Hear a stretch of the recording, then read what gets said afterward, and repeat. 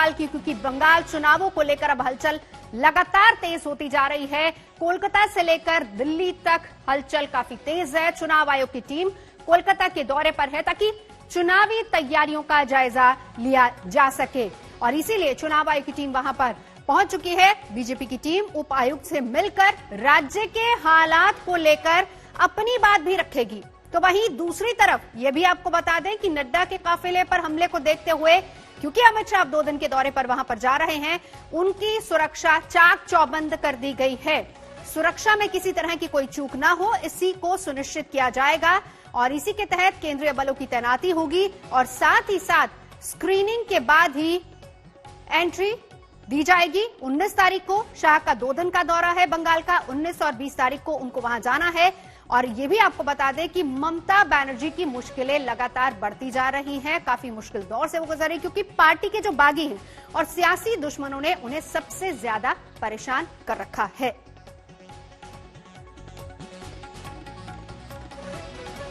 तो हम आपको लगातार दिखा रहे हैं किस तरीके से पिछड़े बारी बारी एक एक करके ममता बनर्जी से उनके अपने साथी बिछड़ते जा रहे हैं। ममता बनर्जी हवाला ये दे रही हैं कि टीएमसी यानी तृणमूल कांग्रेस एक बरगद का पेड़ है, 1-2 लोग अगर चले भी जाते हैं तो उससे कोई फर्क नहीं पड़ता, लेकिन कितना फर्क पड़ेगा और कितना नहीं ये तो चुनावी नतीजों के बाद ही पता चलेगा। बहरहाल मुश्किलें लगातार बढ़ती जा रही हैं।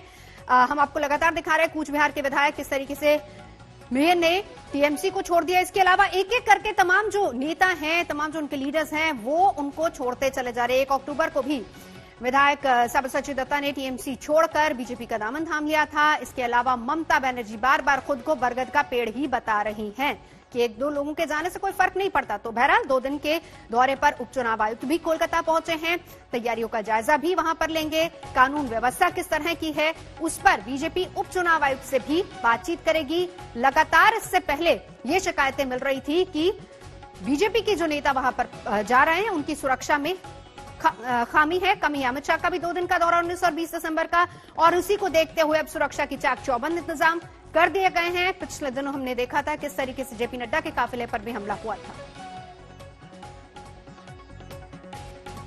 चलेंगे सीधा मनोज्ञा लोहीवाल इस वक्त हमारे साथ जुड़ चुकी है। मनोज्ञा, हलचल पूरी है, आज का दिन बेहद खास, क्या अपडेट वहां से?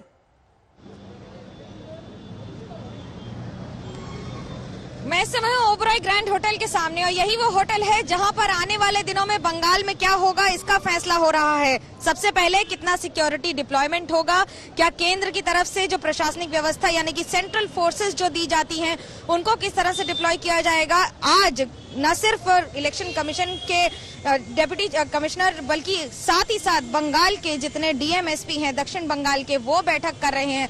एक प्रॉपर रिपोर्ट तैयार की जा रही है और इस रिपोर्ट के तहत ये भी फैसले लिए जाएंगे कि आने वाले दिनों में कहां कहां कितनी हिंसा हुई है। दरअसल राजनीतिक हिंसा बंगाल में कोई नई बात नहीं है, लेकिन पिछले कुछ दिनों में जिस तरह से ये बढ़ी है, बार बार बीजेपी जो विपक्ष में है राज्य में उसने ये सवाल उठाए हैं कि आने वाले दिनों में अगर इसी तरह होता रहा तो चुनाव कराना मुश्किल होगा, लोगों के अंदर डर हो सकता है, मतदान केंद्र तक जाने में वो भयभीत हो सकते हैं। इसकी वजह से अभी से ही केंद्र बलों का यहाँ पर डिप्लॉयमेंट जरूरी है, लेकिन इस तैनाती के तहत क्या होगा ये आज फैसला लिया जाएगा। इस पर अब इलेक्शन कमीशन विचार करेगा और उसके आगे के फैसले लिए जाएंगे। हालांकि बीजेपी का एक दल शाम को 4 बजे यहीं आकर मुलाकात करेगा। पिछले महीने या यूं कहीं इस महीने जिस तरह से जेपी नड्डा के काफिले पर हमला हुआ था और लगातार हिंसा की घटनाएं बढ़ती गई हैं, इस पर भी चुनाव आयोग की नजर है। एक दिलचस्प बात जरूर है कि 2011 में जब तृणमूल कांग्रेस सत्ता में आई थी तो उसके पहले भी विपक्ष में रहते समय बार बार यही सवाल उठाए गए थे कि सत्ता पक्ष प्रशासनिक अधिकारियों का, कर्मचारियों का इस्तेमाल करके राजनीतिक हिंसा में अपनी जो नजरअंदाजी है उस पर सवाल उठाए गए थे। और एक बार फिर आज टीएमसी सत्ता में है और विपक्ष में बैठी बीजेपी वही सवाल उठा रही है। बिल्कुल मनोज्ञा, नजर आप बनाए रखिए। लेकिन इस बीच ये भी देखना काफी दिलचस्प है क्योंकि ममता बनर्जी के लिए मुश्किलें लगातार बढ़ती जा रही है। 2 मोर्चों पर ममता बनर्जी लड़ रही हैं। पहली बात तो अपने बागी हुए तमाम नेताओं से, और दूसरी बात बीजेपी लगातार हमला कर रही है और अब बंगाल चुनाव में वाया हैदराबाद ओवैसी की एंट्री भी हो गई है। আবার হায়দ্রাবাদের একটা পার্টিকে ধরে এনেছে, সেই পার্টিটা আবার এখানে কয়েক টাকা জোগাড় করে বিজেপি টাকা দেয় আর বিজেপির টাকায় ওরা এটা করে যায়। দেখেছেন আপনারা বিহারের ইলেকশনে প্রমাণিত হয়ে গেছে, অন্যান্য ইলেকশনে প্রমাণিত হয়েছে। হিন্দুদের কাছে গিয়ে বলবে ওদের খুব হিন্দু, মুসলিমদের বলবে ওই নেতাগুলোকে, সব মুসলিমরা নয়, ওই হায়দ্রাবাদের ওই নেতাদের, ওরা বিজেপির সমর্থক, গিয়ে বলবে হিন্দুদের এলাকায় খুব গালাগালি দাও হিন্দুদের, তাহলে কি হবে? হিন্দুরা রেগে যাবে, ভোটটা আমি পাবো। আর মুসলিম এলাকায় গিয়ে তুমি মুসলিমদের হয়ে এমন ভালো ভালো কথা বলো যাতে মুসলিমদের ভোটটাও আমি পাই। অর্থাৎ বিজেপি হিন্দুদের ভোটটা নেবে আর ও মুসলিমদের ভোটটা নেবে, আর আমি কি কাঁচা কলা খাবো? देखिए, ममता बनर्जी ने जो बयान दिया है बहुत ही वाहियात किस्म का बयान दिया है। मैं मुख्यमंत्री मगरबी बंगाल को कहना चाहूँगा कि दुनिया में कोई भी ऐसा आदमी नहीं है जो सऊदी ओवैसी को दौलत की बुनियाद पर खरीद सके। ममता बनर्जी गुरूर और अहंकार का शिकार होकर इस तरह की वाहियात किस्म की बातें कर रही हैं। কোথায় গেছে বুঝুন বিজেপি? সামান্য ন্যূনতম লজ্জা বা ভদ্রতা বা সৌজন্যতা নেই। সুব্রত বক্সিকে ফোন করেছে, ফোন করে বলছে দাদা একটু কথা আছে আপনার সাথে বসবো। কত বড় সাহস! তাহলে বুঝুন, যদি আমার দলের সভাপতিকে ফোন করে, এবার আমাকে কালকে কেষ্ট ফোন করলো বীরভূম থেকে অনুব্রত মণ্ডল, বলো দিদি জানেন আমাকে একটা দিল্লির নেতা ফোন করছে, ফোন করে আমায় বলছে এই তুমি তোমার সাথে একটু বসবো। তা আমি বলেছি তোমার সাথে কেন আমি বসবো? আমি তো মমতা ব্যানার্জির দল করি, আমি তৃণমূল কংগ্রেস করি, আমি তোমার সাথে কেন বসতে যাব? अब उनको मालूम होगा कि चापलूसी की जो सियासत वो कर रही है और मुसलमानों को उन्होंने कुछ नहीं दिया, बंगाली मुसलमानों को, इसीलिए वो इस तरह की बकवास कर रही हैं। नाराजगियां लगातार बढ़ती जा रही है, ममता बनर्जी से एक एक करके साथी साथ छोड़ते चले जा रहे हैं।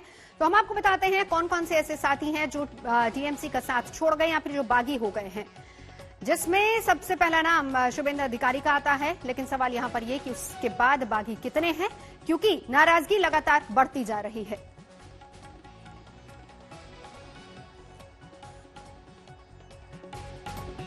सुजीत मंडल भी लगातार उनसे नाराज चल रहे हैं। शुभेंदु अधिकारी की खबर पहले ही आ चुकी है। तो एक एक करके तमाम जो साथी गण हैं वो लगातार नाराज होते जा रहे हैं। जितेंद्र तिवारी सांसद मंडल भी उनसे लगातार नाराज चल रहे हैं। लेकिन सवाल यहां पर यह है कि अब आगे किसकी बारी है, नाराजगी किसकी अब सामने आती है।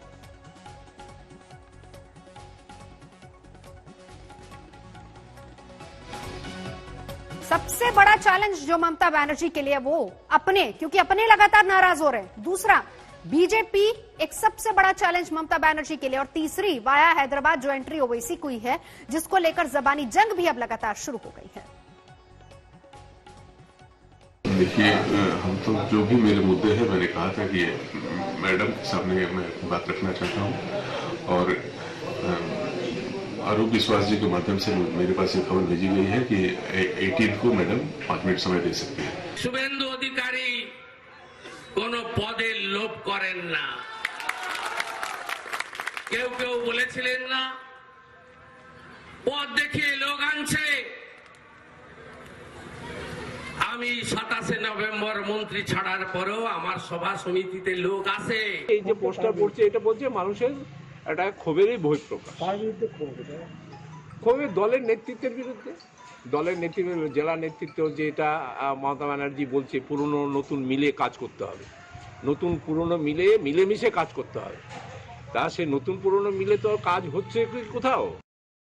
ममता बनर्जी को जिस बात का डर था वो हो भी रहा है। ममता के लिए उनके बागी बीजेपी से भी एक बड़ा चैलेंज बनकर सामने आए हैं। उनकी पार्टी के बहुत बड़े नेता शुभेंदु अधिकारी ने विधायक पद से इस्तीफा दे दिया। अब ममता के खेमे में उन्हीं के नेताओं ने चुनौती पेश कर दी है।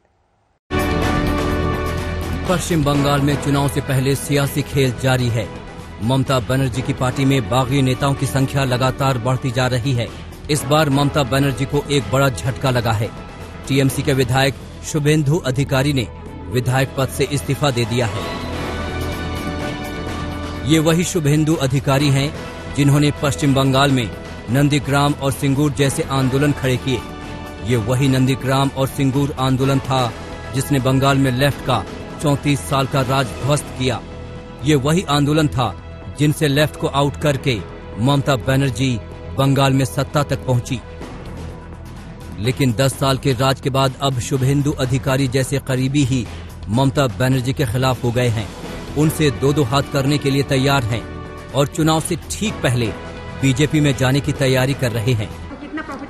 देखिए, हमारा पॉलिटिकल जो करियर है अल्हम्दुलिल्लाह तो है, जो बीजेपी में आएगा तो बीजेपी बेनिफिट ही होंगे। उसी तरफ कदम बढ़ रहा है, क्योंकि पहले उन्होंने मंत्री तो छोड़ा, फिर विधायक पद छोड़ा, कई चेयरमैन के पद छोड़ दिया, तो लोग इसको जोड़ रहे हैं उसके साथ। अब आएंगे तो मुझे कोई एतराज नहीं, हम स्वागत करेंगे। चुनाव से पहले बीजेपी ने ममता के किले में बड़ी सेंध लगा दी है। शुभेंदु अधिकारी का टीएमसी छोड़कर बीजेपी जाना तय दिख रहा है। सबसे मुश्किल चुनाव में ममता के बागी बीजेपी की ताकत बन रहे हैं। हालांकि दीदी का कहना है कि टीएमसी एक बरगद का पेड़ है, जहां एक दो लोगों के जाने से फर्क नहीं पड़ता। वहीं टीएमसी शुभेंदु के जाने की बात को बड़ा मुद्दा बनाने से बच रही है। 2 तारीख उन्होंने व्हाट्सएप करके बताया कि हम एक साथ काम नहीं कर सकते। उस दिन हमने अनाउंस कर दिया कि हम शुभेंदु से और बातचीत नहीं करेंगे, क्लोज चैप्टर है। ममता और टीएमसी भले ही शुभेंदु के इस्तीफे को भाव नहीं दे रही है, लेकिन सच ये है कि टीम ममता बागियों से परेशान है। वो किसी तरह से इन्हें कंट्रोल करने में जुटी थी। शुभेंदु को भी मनाने में पूरा जोर लगा दिया था। इधर शुभेंदु के इस्तीफे के बाद टीएमसी के बागी नेताओं की बैठक हुई, जिसमें सांसद सुनील मंडल और जितेंद्र तिवारी शामिल थे। सूत्रों की माने तो बंद कमरे में हुई इस बैठक में आगे की रणनीति को लेकर चर्चा हुई। विधानसभा में घुसकर विधायक के पद से इस्तीफा देकर शुभेंदु अधिकारी ने ये तो साबित कर दिया है कि आने वाले दिनों में अब वो अपनी राह बदल रहे हैं।